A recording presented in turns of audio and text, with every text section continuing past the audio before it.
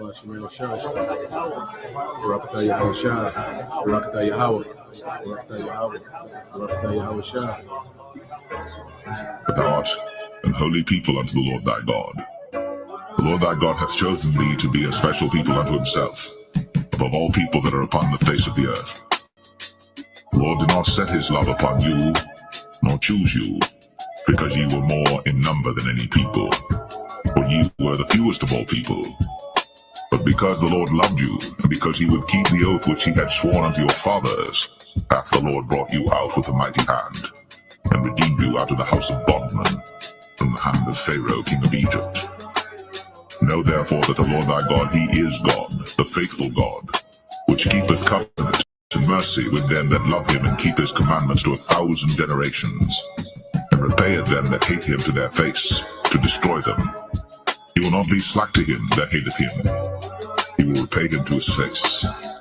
Thou shalt therefore keep the commandments and the statutes and the judgments which I command thee this day to do them. Wherefore it shall come to pass, if ye hearken to these judgments, and keep and do them, that the Lord thy God shall keep unto thee the covenant, and the mercy which he sware unto thy fathers. And he will love thee, and bless thee, and multiply thee. He will also bless the fruit of thy womb, and the fruit of thy land, thy corn, and thy wine, and thine oil, the increase of thy kine, and the flocks of thy sheep, in the land which he sware unto thy fathers to give thee. Thou shalt be blessed above all people. There shall not be male or female barren among you, or among your cattle. And the Lord will take away from thee all sickness, and will put none of the evil diseases of Egypt, which thou knowest, upon thee, but will lay them upon all them that hate thee. And thou shalt consume all the people which the Lord thy God shall deliver thee. Thine eyes shall have no pity upon them, neither shalt thou serve their gods, for that will be a snare unto thee. If thou shalt say in thine heart, These nations are more than I, how can I dispossess them? Thou shalt not be afraid of them, but shalt well remember what the Lord thy God did unto Pharaoh and unto all Egypt, the great temptations which thine eyes saw, and the signs and the wonders and the mighty hand, and the stretched out arm whereby the Lord thy God brought thee out. So shall the Lord thy God do unto all the people of whom thou art afraid.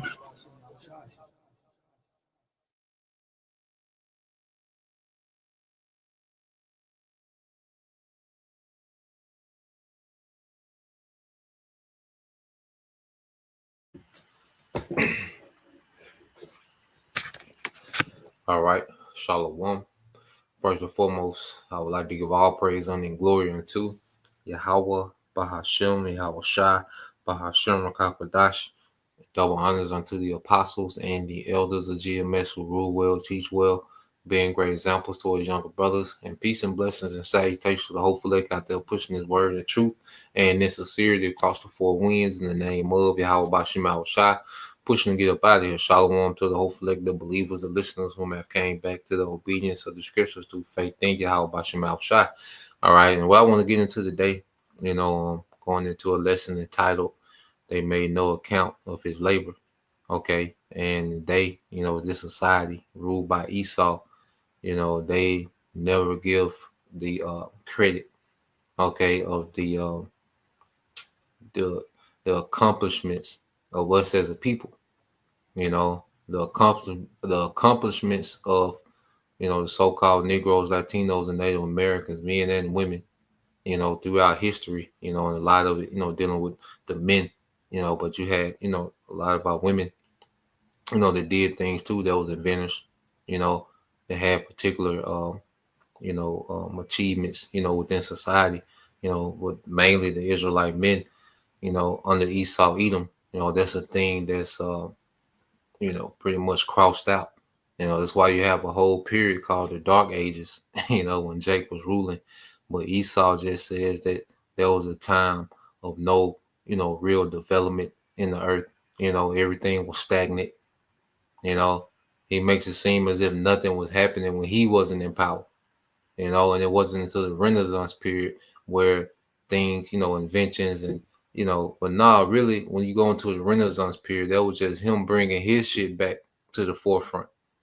His medicine and his law and his styles of governments and particular things. And even in that, okay, this devil, incorporated a lot of the order and structure that Jake had established. All right. And we hear a lot about the Moors, which I was watching a documentary on the Moors, which I got a video dealing with that. I just want to play a little bit of it that Jake was going into, the achievements, and, the contributions that the Moors made to a lot of civilization, which we go, into the Romans all the time, which Rome did have particular things, engineering feats, and particular things, but there's a lot of Jake, all right, civilizations, that contribute, to modern governments, okay, modern engineering, modern medicine, okay, when you really get into these things. So I just want to go into, just go into this video, get a few precepts, because at the end of the day, the Israelite man, all right, and the Israelite woman, all right, is the most quality spirit in the earth, the most quality people in the earth that possess the most quality spirit because of who we are, the sons and daughters of Yahweh Bashem Shah. Now, even though, our people have been brought low, all right, and we're worse than we ever been, okay, because you really go into from the 60s to now, with the enchantments put on our people, to where our people became extremely degenerate, because the way that the majority of our people are now, that's not their natural way. The way that the men and women are amongst our people now, that's not the natural way that we are as a people. Okay. And that's why even when you go even 80, 100 years ago, you see a more authentic, Israelite, even, 70, 70, 60 years ago, there was a more authentic Israel, just how we were by nature, a compassionate people and a very creative people. The men were very skillful. The women were very nourishing. Okay. When it came to holding down the house, all right. The men was very skillful when it came to building and inventing. Okay. But our people have been dumbed down, with these enchantments, especially post, crack epidemic.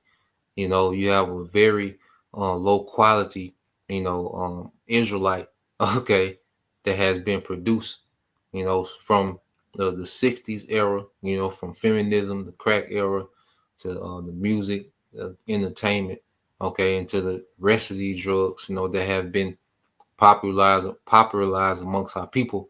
You see Jake in a degenerate state, okay, but that's not us in our natural state. And that's why the beautiful thing of coming to this truth, man, we come into who we truly are, who we naturally are as a people under Yahweh Bashem Al Shah, So let's go here. I want to get this real quick, get a couple of precepts, and then we'll go into a few of these videos. So let's go here. This is the book of Lamentations, chapter 4, verse 1. It says, "How is the gold become dim? How is the most fine gold changed? The stones of the sanctuary are poured out in the top of every street. The precious sons of Zion, comparable to fine gold, how are they esteemed as earthen pitchers, the work of the hands of a potter?" Okay, and you have to look at the fall, and to know how far we fell, you have to know where we come from, man. Okay, we've ran empires, King David, King Solomon, and even when we wasn't the superpower of the earth, you had Israelite men that was in high office, even in other nations' empires, man. Okay, all of the Syrian empire. Read the book of Tobit. Tobit was in the courts of the king. Okay, Daniel, he was in the courts of a king. He was pretty much the hand of a king. Okay, for decades, man, from the Babylonian Empire going into the Medo-Persian Empire. Okay, you look at Joseph, second in command in Egypt. Okay, and those are just the most notables we get into in the scriptures. All right, Nehemiah, the cupbearer. You could tell he was beloved, by the king, the Medo-Persian king of the time. I believe it was Darius the second. Okay, but in all be all, All right. How do we go from men of such high quality and such status to street niggas, man? Okay. To crash outs. You see? And you go into the enchantments, the psychological, the curses. Okay. Then Esau amplified the curses with his enchantments. Okay. And now you see the degenerate, okay, that we see today. And you keep reading. It says, even the sea monsters draw out the breast. They give suck to their young ones. The daughters of my people is become cruel like the ostrich, all right, in the wilderness, man. Okay. Speaking of, the women, all right, of our people, man. Okay. Because some of the worst mothers on earth, all right, are absolutely the nigga woman. Okay. She's in first place, absolutely, man. The majority of them, man. Okay. And you look at the news and you see, okay, just Eve is just a terror to her own seed. Okay. If they make it out the womb. Okay. The living conditions that these children come into. Okay. What they're exposed to, the treatment of them, just a toxic environment, or Eve, she'll delete her children, man. Leave the children to go on vacation, man. Cruel as hell. Okay. But you had during the time of King Solomon, all right, that famous case that was brought before him, these two harlots, okay, where had a matter, one harlot, she pretty much laid on a child and killed them. Okay, so she took the other woman's child, all right, and pretended like it was hers. Okay, and when it was brought before King Solomon, and he, all right, manipulate, because he knew the psychology of people, psychology, the different, he was a wise king, so he knew the psychology between the mother, all right, and the child, and the woman is caring and nurturing because it's very vital, during that stage of a child life, that the mother is very tentative, to a child. So she has, a very tedious care for that child in its survival. Okay. So when King Solomon proposed of cutting the child in half, the real mother, would rather see the child live than anything. So the woman that was willing to allow, the other woman to keep the child, King Solomon knew there was a mother. He knew that there was those mother instincts kicking in for that child. So even harlots, all right, were caring for their children during the time of King Solomon, man. Okay, but you look at the condition of our people today, all right, it's the absolute worst of the worst. Okay, but it just shows how far we fell. But I wanted to go into a little history. I got a documentary on the end of a documentary. Like I said, I'll post the clip. So this goes into the contributions of the Moors, because even you look at Europe, all right, a lot of that, a lot of things that are prominent in Europe, okay, came from the Moorish Empire, which was Jake.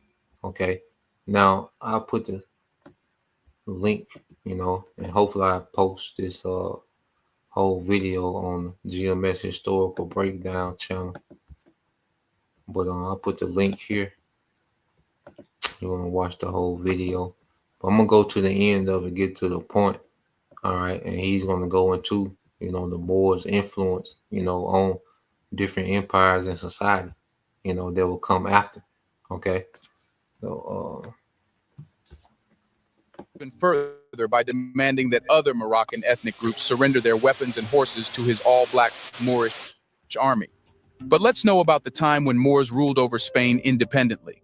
It's less known that the Moors ruled Spain and parts of Europe from 711 to around 1492, bringing immense knowledge and advancements that continue to impact Europe even today. The Moors introduced many advancements to Europe, particularly in the sciences. These scientific achievements brought positive changes to the region during a challenging period in Europe's history. Their contributions spanned various fields such as astronomy, philosophy, mathematics, architecture, and medicine. They also introduced new technologies and a numbering system. One remarkable example of Moorish architectural achievement is the Alhambra in Granada, Spain. This impressive structure, which still stands today, showcases their mastery of geometry and ratios in its design and construction. Every aspect of the building, from the foundation to the wall art, follows a single ratio, creating a sense of perfection. The Moors were also renowned for their expertise in medicine. They made remarkable progress in this field and surpassed the Greek-trained physicians of Persia, Nestorians, and other Islamic nations. All right, and said it surpassed the Greek. Okay, the Greek-trained physicians. Okay, what you go into the Greek, a lot of it is based on, all right, witchcraft, man. Okay, that's what's brought today. That's why you got the Asclepius, if I'm saying it right. All right, the snake that you see, all right, wrapped around the cross with a lot of these different medical symbols, hospitals. All right, which it goes back to the Greco-Roman, all right, medicine, man. All right, which is part of the Renaissance, which is based on a lot of witchcraft. Okay, but like Jake, was into the actual, herbs and the actual, curing the source of the problem, not just treating symptoms. Okay, so let's play that.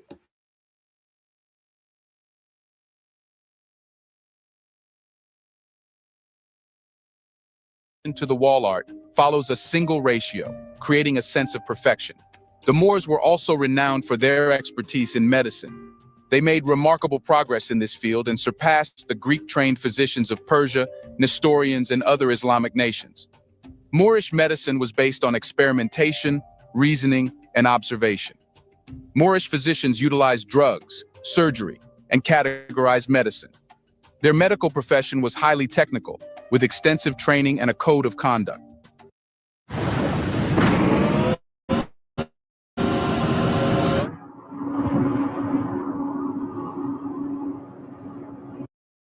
In contrast, Europe relied on a medical system based on superstition, relics, worship, and prayer. Even after the Moors were largely driven out of Europe, less known and hidden Black history, culture, arts, and lost civilization still stands today, showcases their mastery of geometry and ratios in its design and construction. Every aspect of the building, from the foundation to the wall art, follows a single ratio, creating a sense of perfection. The Moors were also renowned for their expertise in medicine. They made remarkable progress in this field and surpassed the Greek-trained physicians of Persia, Nestorians, and other Islamic nations. Moorish medicine was based on experimentation, reasoning, and observation. Moorish physicians utilized drugs, surgery, and categorized medicine. Their medical profession was highly technical, with extensive training and a code of conduct. In contrast, Europe relied on a medical system based on superstition, relics, worship, and prayer. Even after the Moors were largely driven out of Europe, European medical schools were built on Moorish foundations, techniques, and research. The intellectual achievements of the Moors had a profound and lasting effect. Education was widespread in Moorish Spain, while in Christian Europe, the majority of the population was illiterate, including kings. The Moors had 17 universities in cities like Almeria, Cordova, Granada, Jaén, Malaga, Seville, and Toledo. Universities in Paris and Oxford were established after scholars visited Moorish Spain. This system of education brought about the European Renaissance and lifted the continent out of 1,000 years of intellectual and technical stagnation during the Middle Ages. The contributions of the Moors and Islamic societies of old in Spain deserve recognition and appreciation, especially in the fields of medicine and education. They brought enlightenment and progress to Europe, leaving a significant legacy that shaped the world we live in today. During the 10th and 11th centuries, Europe lacked public libraries, while Moorish Spain could proudly boast of having more than 70 libraries, including the remarkable one in Cordova that housed hundreds of thousands of books. Not only that, but it was Moors who introduced a wide range of crops to Europe, including oranges, lemons, peaches, apricots, figs, sugarcane, dates, ginger, pomegranates, as well as cotton, silk, and rice.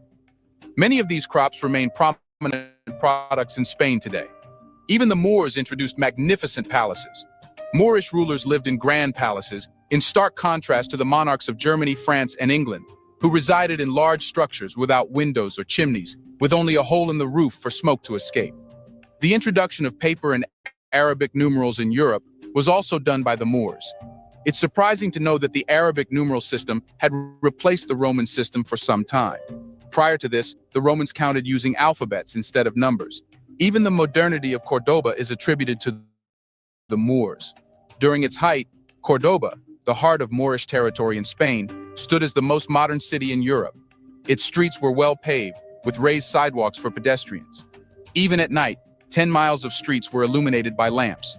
These advancements in urban infrastructure preceded the presence of paved streets in Paris or street lamps in London by several centuries. Did you know that people had given a special name to the impeccable black armies and rulers called Moors? Do you think that the Moors were the most skilled warriors, archers, and fighters on the battlefield? Well, history tells us so. Let us know your opinions on the Moorish character of the black soldiers even today.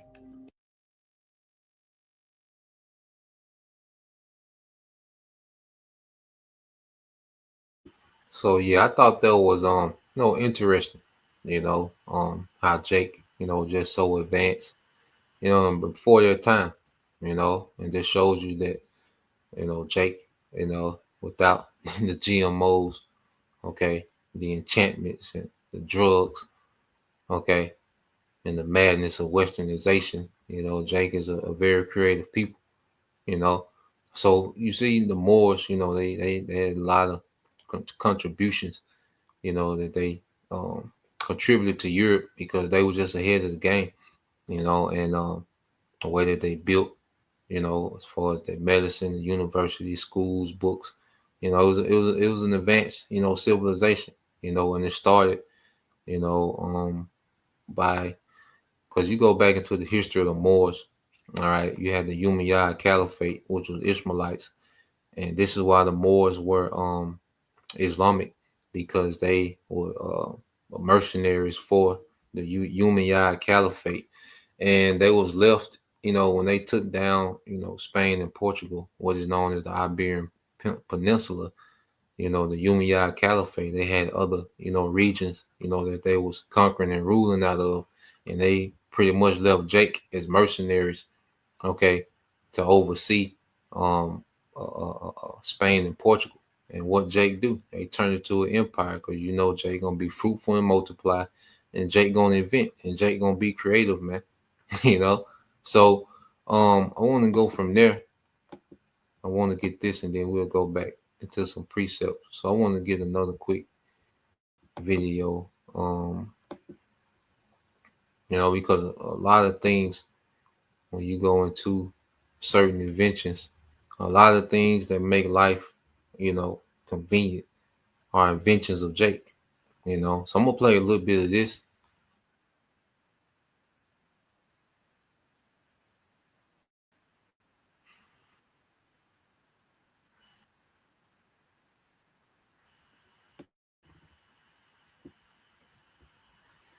So I'll put this in the description as well, and hopefully I can post this on the on the historical breakdown channel as well. So yeah, this just going to a few Jake inventors, and we'll play a little bit of it, but not only the things that Jake was inventing, but you're going to see why Jake was inventing these things, and how they contribute to the convenience of modern day society.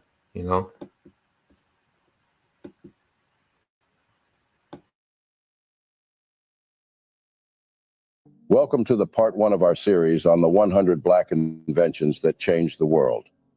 For too long, the media has ignored the achievements of Black inventors, making it seem like they weren't as smart or talented. In school, we learn about things like the light bulb, electricity, and other important discoveries from inventors like Thomas Edison, Nikola Tesla, Albert Einstein, and Benjamin Franklin. But we don't hear about the incredible inventions made by Black inventors. It's time to change that.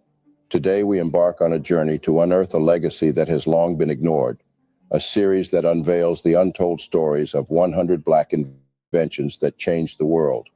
These Black inventors, whose names have been shrouded in darkness, refuse to let their history hold them back. Their intelligence and resilience propelled them forward, defying the barriers of slavery, discrimination, and racism. In this episode, we're going to share their stories and tell you about the amazing things they invented that changed our lives. Before we get right into the video, please smash the like button and subscribe to the channel so you can catch all the parts in this series and keep informed of our eye-opening Black narrative. Number 100, three-light traffic light. The three-light traffic signal we see today has greatly improved our safety on the roads, but very few people know that the traffic signal was inspired by the invention of a Black person. The person behind this brilliant invention was Garrett Morgan, an African-American businessman and inventor. He lived in Cleveland, Ohio, and was the first Black person in the city to own a car. In 1922, he witnessed an accident between a horse-drawn carriage and a car, which inspired him to find a way to prevent such accidents in the future. At that time, police officers were responsible for directing traffic, but it was difficult for drivers to see them, and their signals were limited to just stop and go. This made it hard for drivers to navigate through traffic. So Morgan came up with a new idea. He invented a traffic signal that had folding arms with signs that said stop and go.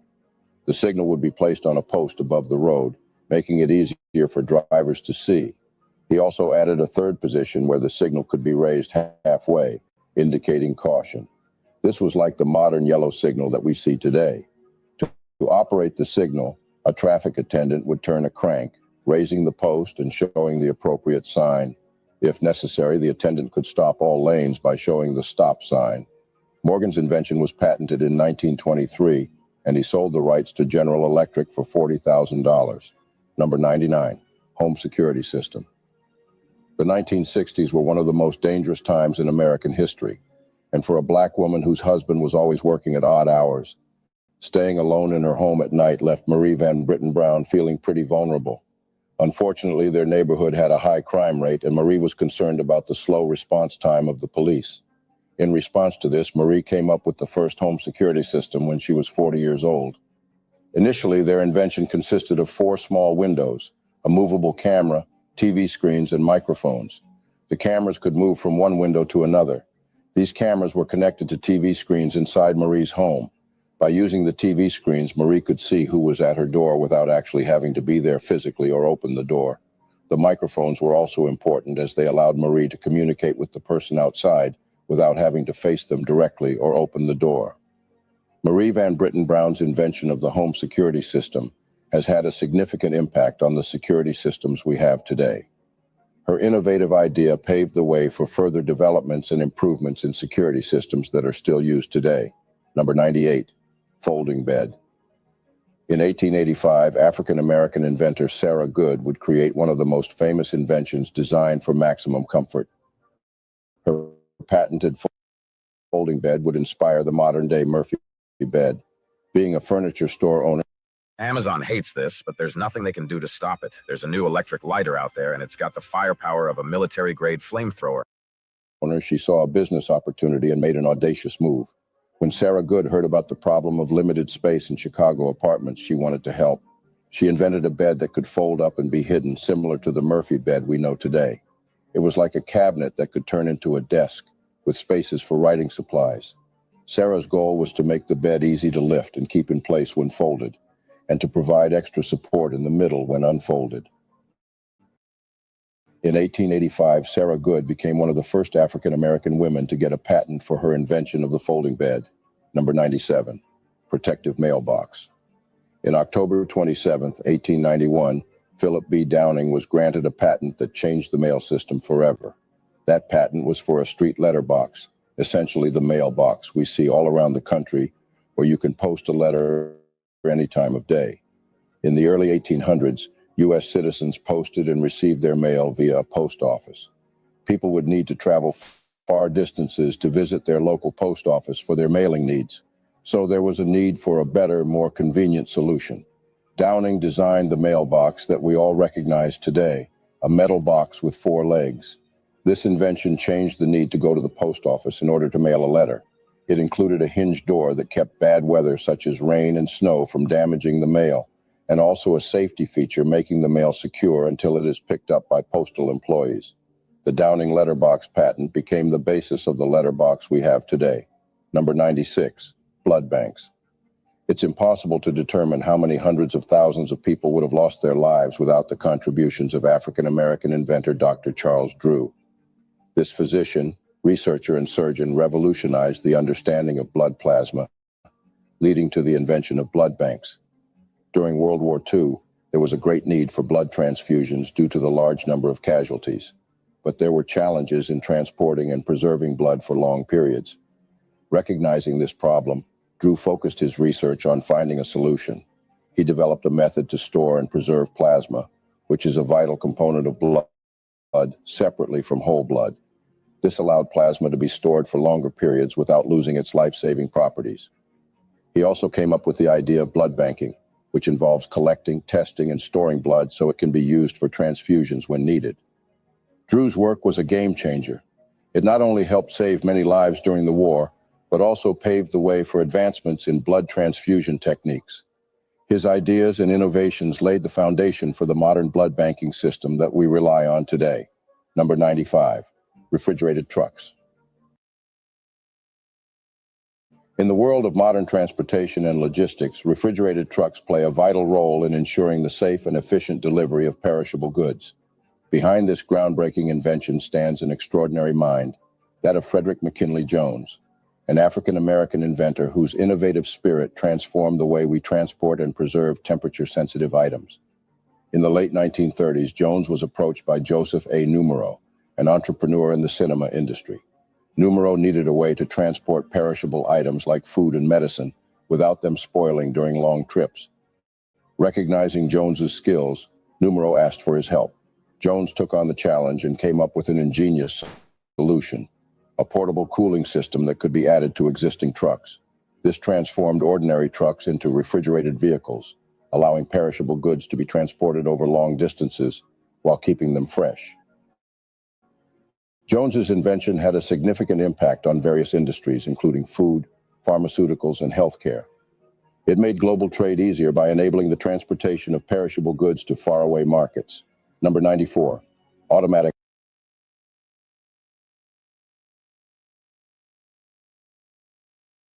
Yeah, so I just wanted to go into a little bit of that. And you see, not only when Jake invented things, but Jake was inventing things that solve critical needs for society.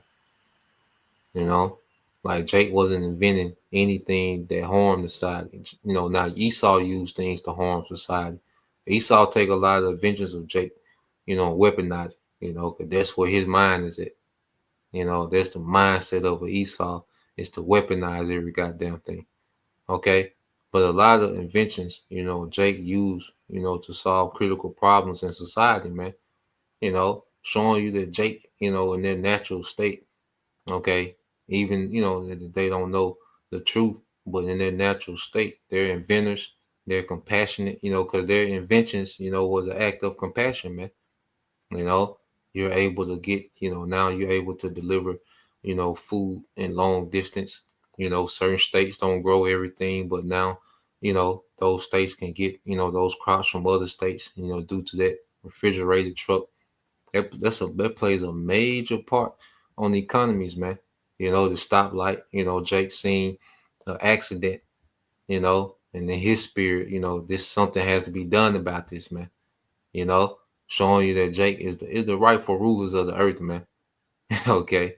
So I thought that was interesting, man. It's a lot more. We were just on 94, we go into 100, so it's a lot of things, that Jake invented, okay, that make life convenient, but here it is. You see Jake today, is looked at as a joke, and due to going back to, us becoming degenerate, all right, under these enchantments, okay.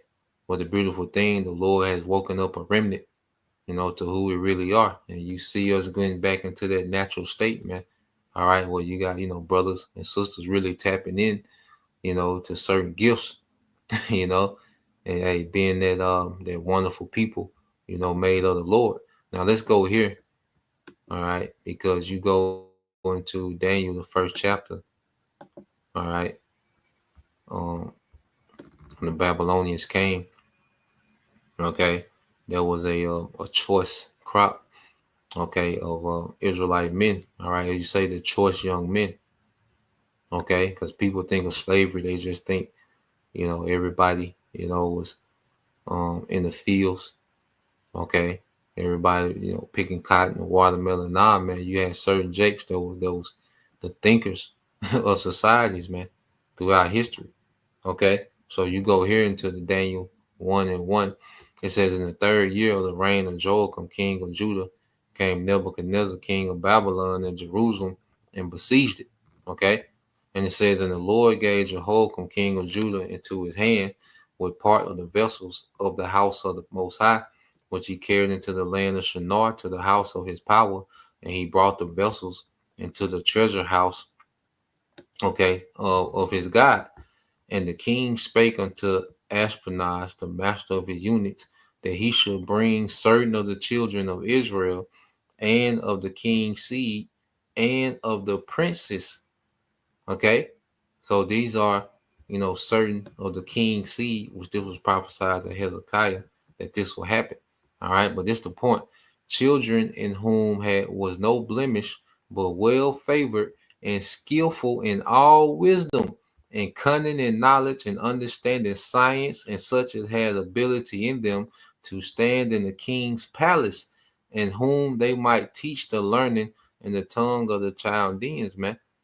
Okay, so there was an elite, okay, amongst, those captives, okay, that will come from the king's seed, because if you come from nobility, you was tutored, okay, in science, you was tutored in agriculture, okay, you was tutored in, engineering and carpentry and architecture, okay, you will be tutored in these things from your youth up, okay. So going here, because going back to Daniel, he was 17, when he was taken captive. Okay, but he was from that king lineage. He was from that noble. All right, he was from a noble house. Okay, so you go here. All right, but at the end of the day, the Lord made Israel a special people, man. Okay, and in any setting, Jake is always going to stand out. And that's why the devils knew. All right, they had to destroy the minds, okay, of Jake.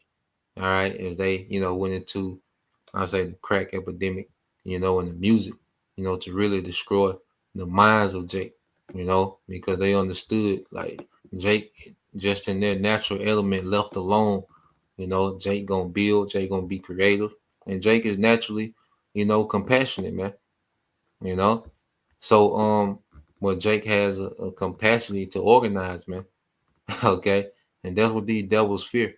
All right, now this is Exodus 35:30. It says, and Moses said unto the children of Israel, see, the Lord Yahweh Bashim Shah have called by name Bezalel, the son of Uriah, the son of Hur, the son of the tribe of Judah. It says, and he filled, all right, and he have filled him with the spirit of the Most High in wisdom and understanding and all knowledge and all manner of workmanship, and to devise curious works, to work in gold and in silver and in brass. And this was, when they was getting ready to make the garment, all right, for Aaron, the high priest garment for Aaron, which Aaron was decked out. Okay, Aaron was decked out, but before, they began to work on it, the Lord, pretty much put his spirit on certain men to be skillful, okay, in different manners of workmanship, okay. And it says, and in the cutting of stones to set them, and the carving of wood to make any manner of of cunning work, to make any manner of cunning work, man. Okay, and he have put in his heart, all right, and he have put it in his heart that they may teach both he and Ahaliab, the son of Asamach of the tribe of Dan, Then hath he filled, all right, it said, them hath he filled with wisdom of heart to work all manner of work of the engraver and of the cunning workman and of the embroiderer in blue and in purple and scarlet and in fine linen and in the weaver, even of them that do any work and of those that devise cunning work, man. So, the Lord always dealt with Jake, in a particular way. All right, that where Jake will be on another level, man. Okay. So even in that captivity, one thing about it, the Lord, all right, we were still the Lord's people. He left us with, that quality, man. And that's what Esau, has been attacking, since the 60s, the quality of person that Jake just naturally is, man. Okay. And it's turned our people to degenerates, man. But that's not who our people are in their natural state, you know. So let's get this, which this is the title of the lesson. So we'll get this and end it. You know,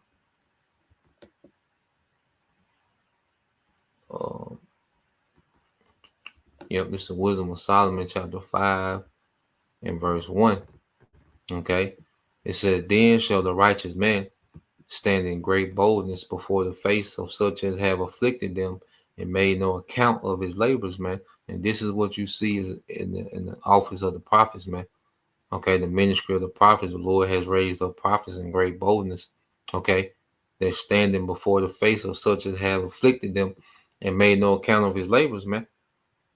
Okay, because you let Esau tell it. All right, our story started, okay, in the cotton fields.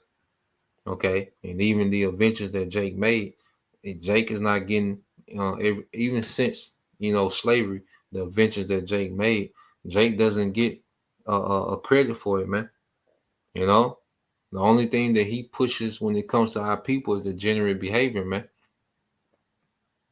You see, that's the only thing that he puts and markets to the world as a representation of us is degenerate behavior, man. Okay, man and woman. Okay. So when you go, verse 2, it says, when they see it, they shall be troubled with terrible fear, because in Esau's mind, he thought everyone was just going to be, a little Uzi Vert and a sexy red, man. He didn't expect, okay, the Lord to put that spirit of wisdom and understanding on his people, man. And that's what has happened with the Rakakodash, man. Okay. Hey, that understanding spirit is back on his people, man. And righteousness, man. Okay. And this is the biggest threat to Esau's infrastructure, is us being in right standing with our power. Okay.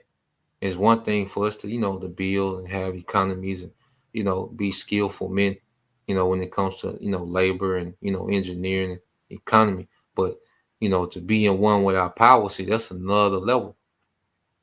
Okay. That's a whole another level, man. And these devils are in terrible fear. It says, it shall be amazed at the strangeness of his salvation, so far beyond all that they look for, man. Because the way that we're going to be delivering those chariots, man, they're not expecting this, man.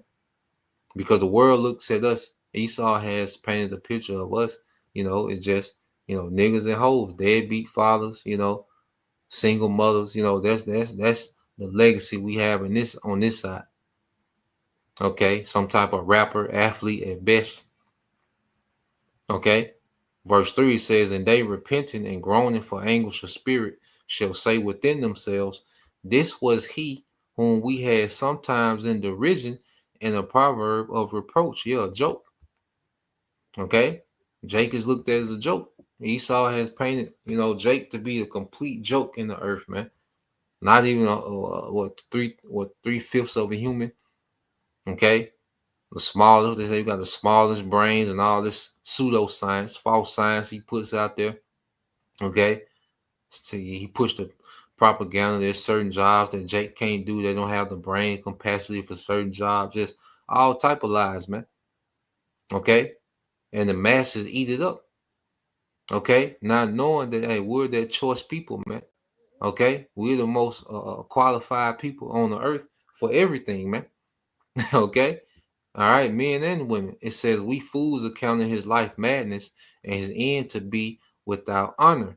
How was he numbered among the children of the Most High, and how his lot among the saints? Okay, so yeah, man, it's gonna be, you know, a beautiful thing, man, to be those people counted out, okay, and looked at as a joke, you know, for the Lord to showcase, like, nah, these are my children, okay, to be changed like that to God's before these people, man, okay, spiritual power, you know, and come back to rule the earth in righteousness, man, you know, forever, you know. So yeah, that's just want to get into that. Thought that was interesting. Some things I was looking at, you know. So Lord will, you know, you brothers, you know, and you sisters edify once again. We give all praise, honor, and glory unto Yahweh, Bahashem, Yahweh Shai, Bahashem, Kakwadash, and double honors unto the apostles and the elders of GMS who rule well, teach well, being great examples of our younger brothers. And peace and blessings, salutations to the hopeful elect. Shalom.